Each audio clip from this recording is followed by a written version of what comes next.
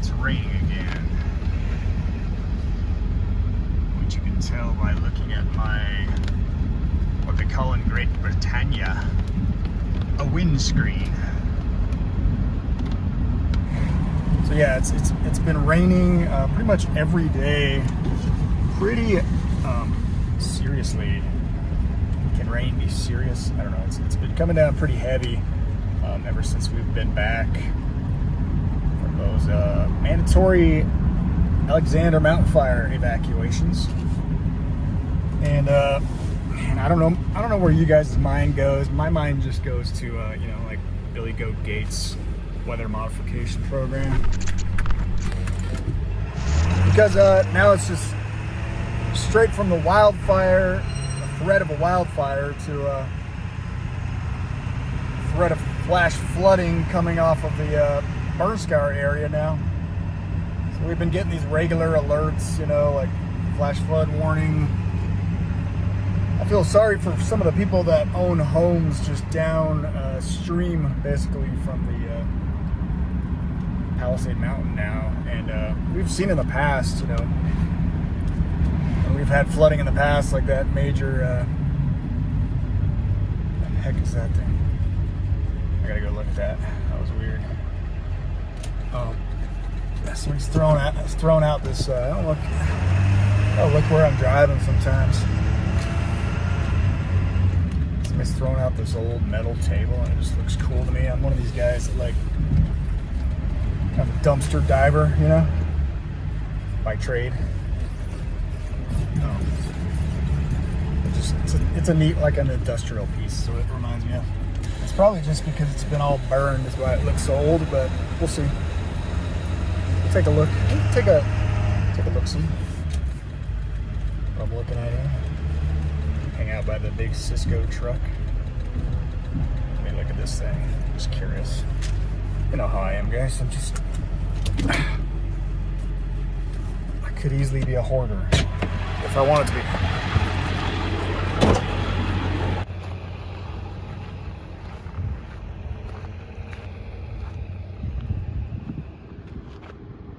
I mean, that's a pretty cool table in my mind. What do you guys think?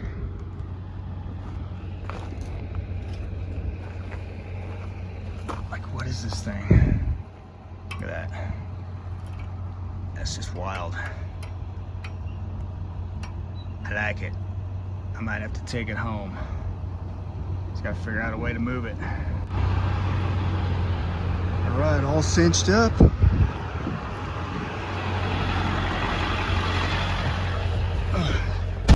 Score one for an old picker. My previous life. How do I get out of this place? I'm gonna get out of this place now. Yeah, some might think it's a little crazy. I just see potential in things that other people don't,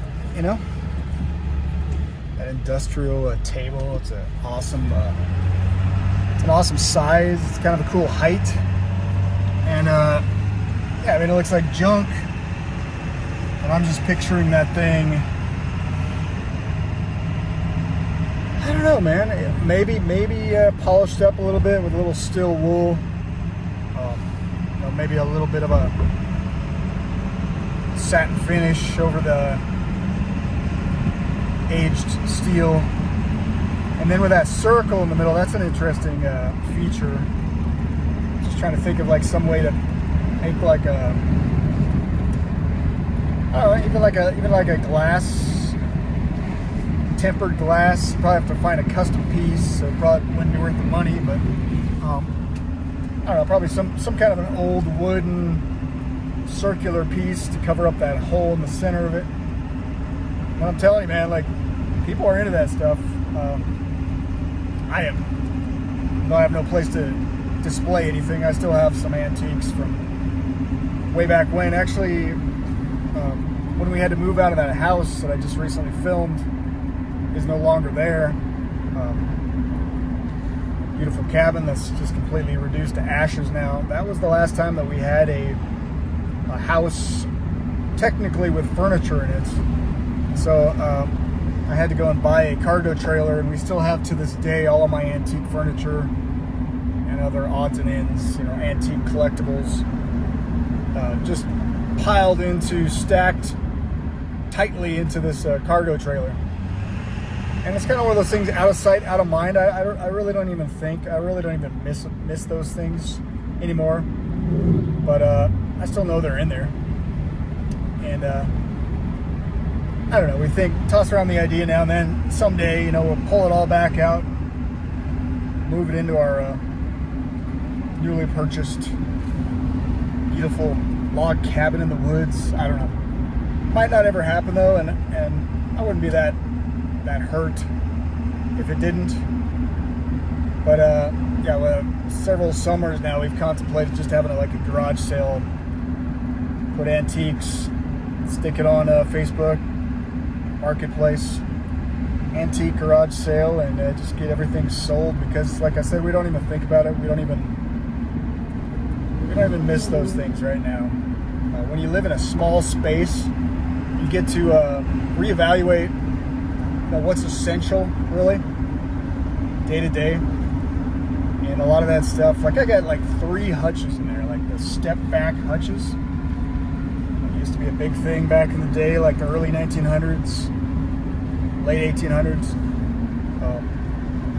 Complete with the little, a little pantry, complete with the, one of them has the pull-out flour bin where they used to keep all their flour, and they literally just sit there and make bread. Well, the women, right, of course, back in the good old days, right, man? And women were women and men were men, and women folk did women folk things and men did manly things, right? All right, I'll shut up before I get in trouble. Too much trouble. I'm already in trouble, but I don't want to get in too much trouble with some of my audience out there. So I'm pretty sure, according to the analytics, the majority of my audience are men of an older age. For whatever reason, I guess I relate, or they can relate. Even some boomers, right? I think there are quite a few boomers out there. A lot of people talk trash about the boomer generation, like they're a bunch of naive, of a childlike mindset adults that never grew up to the reality of how the world really works, right? I don't think that's always the case. I mean, I've met a lot of older gentlemen in my life that are awake, paying attention, and don't buy into the BS, right? They don't buy into these little fairy tales. And for the most part, I think a lot of people just completely, kind of like myself, just kind of give it up on the whole political process in general. But I'm following this fire, I think it's a Forest Service vehicle. They've been all moving out of our area because it's no longer even voluntary evacuations up there. And so it's a free-for-all. We'll see how many licky-loos we got. Licky-loos. I gotta put my seatbelt on. Yeah, we're kind of getting back to normal. The landscape's changed. There's a lot of talk, a lot of commotion, a lot of back and forth on the kind of Storm Mountain email list up there. And, I've been to one of the meetings already. That was kind of interesting. I can maybe post a little snippet of it. I missed the first part of this guy. He's one of the, they call him the Shag. And Storm,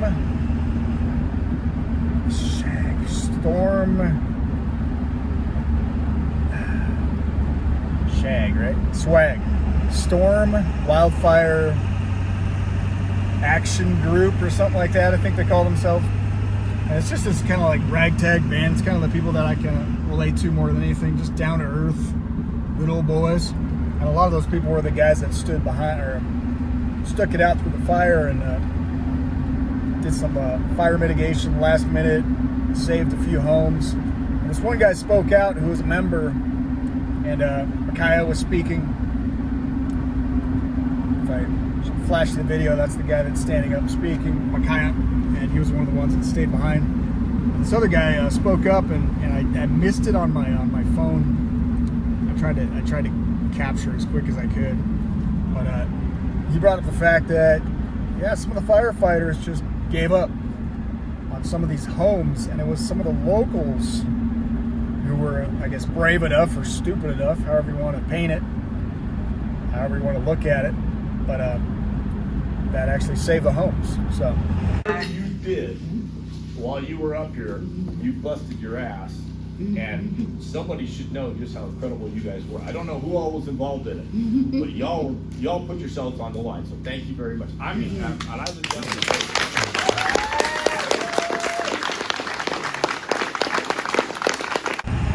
that was a little bit of a rumor. I kind of speculated on my end, just from what I saw when I saw all these vehicles haul out of there that night when the fire was just hovering over the top of the hillside. You know, it spooked me out of the idea of sticking around. Although I should have, because it would have been pretty epic, right, guys? I'm sure you all would have agreed. Totally worth me risking my life over getting some more good drone footage, right? And I could have gotten some, like, literally right over the top of the flames, man. But in any case, another missed opportunity. Next time I'll probably be braver, maybe dumber. Next wildfire comes around, I'll probably be more keen to stick it out. It's from previous experience. You gotta be careful, okay, guys? I mean, especially when the winds are blowing, the flames are moving through trees. Like, yeah, I forgot how fast some of these fires can travel, but I know during the Marshall Fire, Troublesome Fire, that was like record speeds for a fire to travel, because it could just skip along the top of the trees, right, guys? You got those extreme winds. We get some pretty crazy winds up here in the Rockies. But yeah, so some people voiced their frustration with the handling of the fire and you know, some of the firefighters not protecting the homes up there. That's what I that last day that I was up there before I left, I noticed all these firefighter personnel just leaving, and I'm like, shouldn't somebody be staying behind to try to fend off these flames from these houses that were just literally feet away from the fire? And I don't know, maybe it's part of their policy now, just to, you know, not risk human lives to save homes. Although on some level I thought that's what firefighters did, but I don't know. I don't know all the legalities and the bureaucracy, orders that they're taking. I don't know who's giving the orders. I don't know any of that stuff. I just know it was a little bit weird. And the one firefighter I didn't get on video, I should have. Sometimes I just don't even think. You know, when somebody pulls up and wants to talk, gets out of his car, it's just not natural for me to like shove a camera in their face, right? I'm just more like a personable, hey, what's up, man? What's the news? You know, just so. Yeah, this firefighter, I was asking him a few questions, like, where are all these people going, and what happened to the air traffic? I don't hear any more planes flying overhead. This fire is like right there, and he just said it was the end of their shift. But what I haven't really pinned anybody on right now, pinned anybody down on, is, did they ever come back that night? Was there another shift that rotated in? Did they wait till the next day when it was light out? That would explain a lot of the majority of the homes that were lost, which I believe happened that night and the following night. But yeah, and then he said the planes were kind of the same thing. Like, it was the end of their shift, they were grounded. No more flight travel at night. I guess it's too dangerous. I don't know. In any case, yeah, there's still a lot of questions in the air, and I hope to get to the bottom of this. If anybody else has any information, you know, locals, whatever. I do plan on trying to corner some of these guys that were up there and just get kind of their perspectives, their opinions, like Micaiah and a few others. just say, what kind of impression did you have with the way the fire was handled? Do you think it was subpar? Was it intentional? Like, did they just chicken out? Like, what happened to the firefighters, right? That's all I want to know. Like, were they doing their jobs, or... And I'm not even talking about necessarily the guys on the ground risking their own lives. I'm talking about the guys from on high giving these brave men and women their marching orders. Anyway, so I'm still following this fire vehicle. It's really slow. I don't know if that's policy. Drive 5 miles under the speed limit, but yeah, anyway, appreciate everybody for sticking me out for another epic evacuation. This is our third evacuation now, third mandatory evacuation. And it just seems like it's just all too commonplace. It's just business as usual, it seems, in the apocalypse, right, guys? That's kind of what partly inspired the show, this channel, was, just starting to cover the fires, the Rona, that whole debacle, and all the deception. And I felt necessary to expose, even though that gets me in trouble. And to this day, police vehicle, what that's all about. To this day, probably another accident. To this day, I'm still on the SHIT list, apparently, because, even though with all those watch hours I got recently during this latest series, one video breaking 37,000 views. And I was just thinking, man, if I would have been able to actually translate that into monetization, like ad revenue, wow. Would have at least made, a couple $1,000, but not me, not my channel. They get back to me after I finally, according to YouTube policy, YouTube rules, I qualified. But then on top of it, they have to review my channel. Send in one of the brown shirts, the Gestapo, and within one day, it's just like, bloop, nope. You've been denied because your channel contains harmful content. Even though they won't tell me what that means, and they won't name any specific example of what harmful content is. So what am I supposed to do? Like, just start deleting all my videos, right? What would be the point of the channel then, right?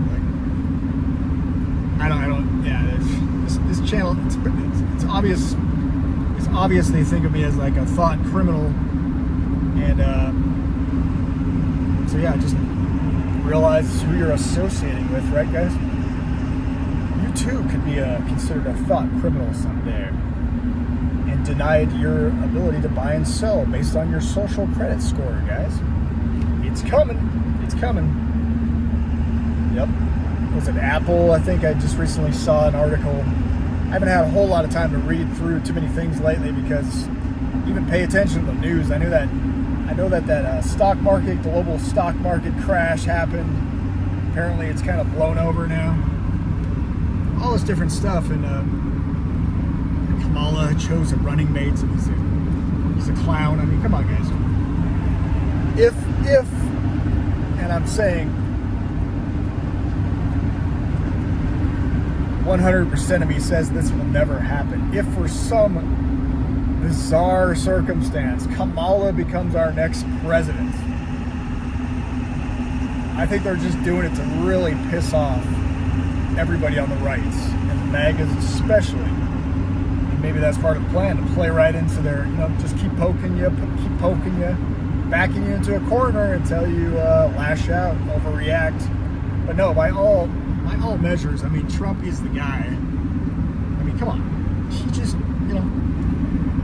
he's fist pumped after getting shot in the ear during assassination attempt. I mean, you cannot stop Donald Trump, guys, from being our next president. No. And in my personal opinion, he's just doing too good of a job, right, guys? It's the best-selling product all that he claims to stand against, to my professional analysis, but I'm not going to go off on that topic again. Yeah, it's just a lot to keep track of, guys. Yeah. Let me finish up with that original train of thought. Yeah, the mark of the beast stuff, the buying and selling, the social credit scores, the digital economy is coming, guys. And pretty much every candidate, including RFK Jr., is virtue signaling that they're pro-Bitcoin now. So,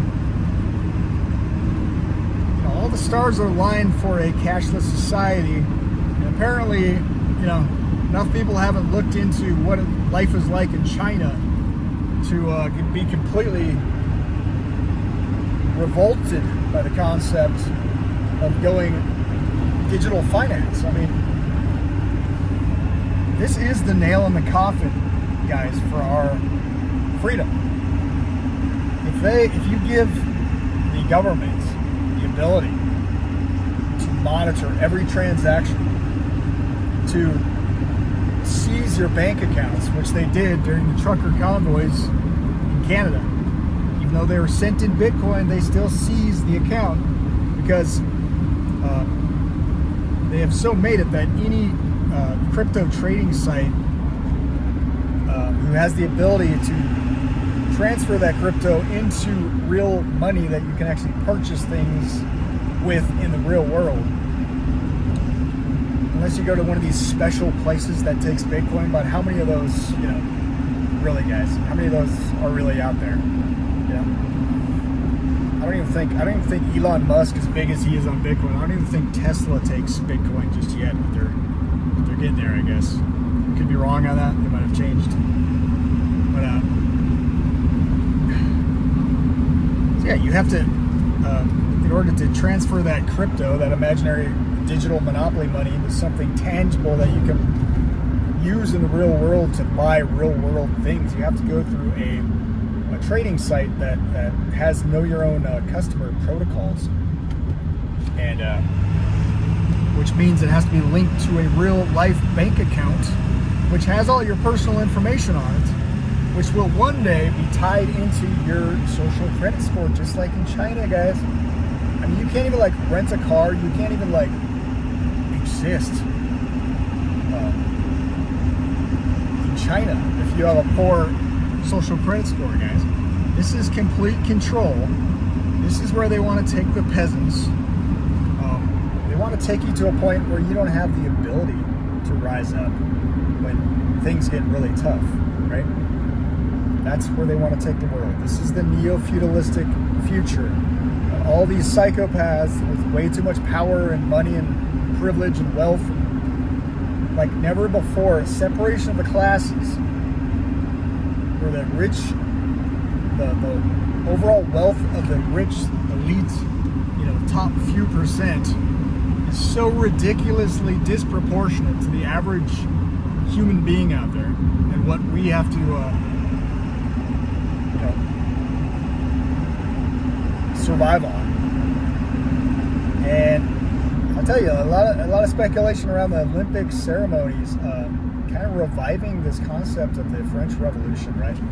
Marie Antoinette's, all the little headless, creepy Victorian chicks in the women in the windows. And yeah, it was pretty satanic, but they're also, what are they sending the message? We see all these protests and uprisings, people burning down cities. In the UK now, it's kind of weird. People are blaming the Muslims, but they're running around in black outfits, like they're Antifa or something like this. Order out of chaos. What did Klaus Schwab say, the great prophets of the left? That we are going to see a time of growing outrage, right? Worldwide. And I think it fits with prophecy, based on my own study. I think the world is being set up for another French Revolution, but this time on a worldwide scale.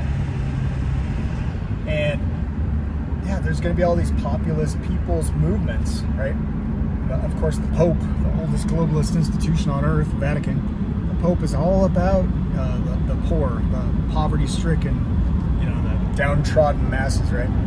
Because he realizes, as a good Jesuit, that you can control the poor people, and you can incite, different uprisings to create different political change that you want to create. You could incite mobs to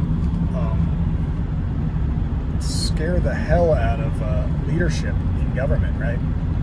To where leaders are fearful of their own lives, and unfortunately, that's what it takes sometimes, right, for real change. But unfortunately, these aren't going to be natural uprisings. These are going to be manufactured, just like BLM was. The Summer of Love. Yeah, you just got to watch out, guys, and especially even on the right, like the MAGA movement, right? Yeah, we're going to take things back, right? We're going to finally get religion back in politics. Does that sound like a good idea, guys? I'm speaking as a Christian, but I'm also a Protestant who has studied history, and I still have the memory of what it looked like in old Europe. That's why the Americans were running away from the persecution of old Europe, because they had seen, just this corrupt political marriage between kings and popes, and how they controlled every aspect of people's lives. You have people praising countries like Poland for their intolerance towards LGBTQ people, and is that really the right way to go about it? They have like safe spaces now where there's no LGBTQ allowed, and they're giving people sentences for putting a rainbow around Mother Mary's head, and iconography of Mother Mary. Do we have to ban rainbows now, guys? Are we that sensitive on the right? I thought we were the manly right, guys? I didn't think we had little, sensitive little safe spaces and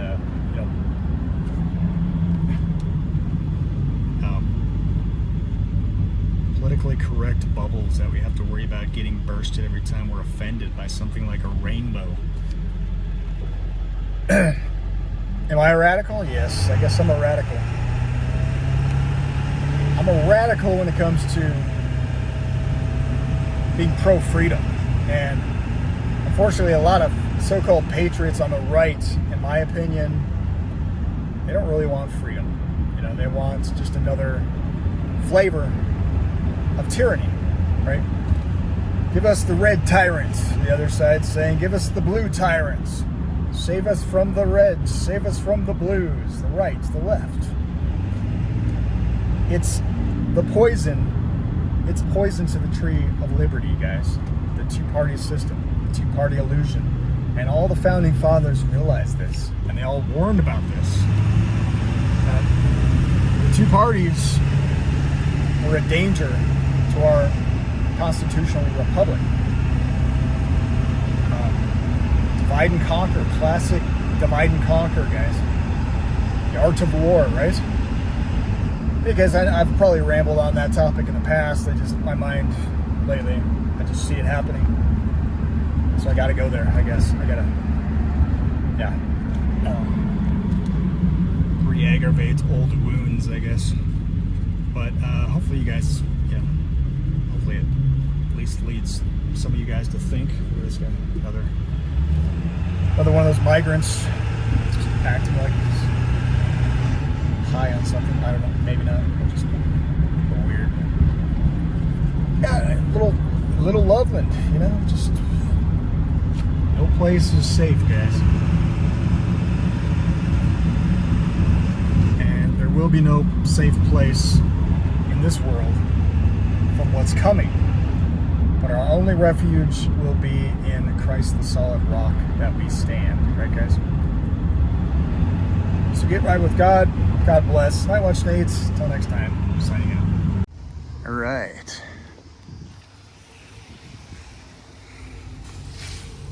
Take the hillbilly out of the woods, but you can't take the woods out of the hillbilly, I guess.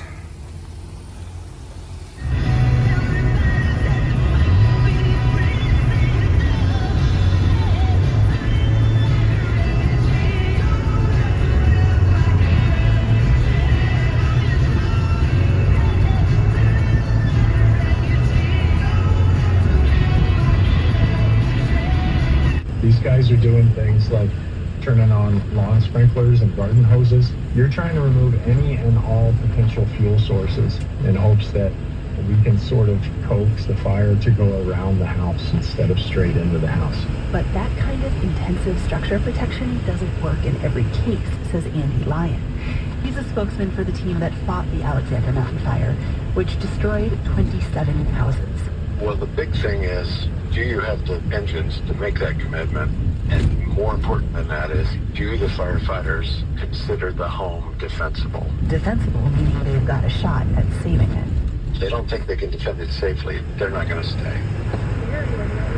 Surveying the aftermath at Nugget Springs, Jerry Godby and Donna Williams see traces of the firefighters, evidence that here, at least, they stayed. Godby points out a row of hacked-off stumps on the west side of the house. The fire break is right through here that they cut to protect the house. The ground is charred just steps from their home. You can see how close it came to being engulfed by flames and how much work it took to save it. I would like to individually thank each one of the firemen. I mean, they just did a fantastic job risking their lives and their well-being to save our property.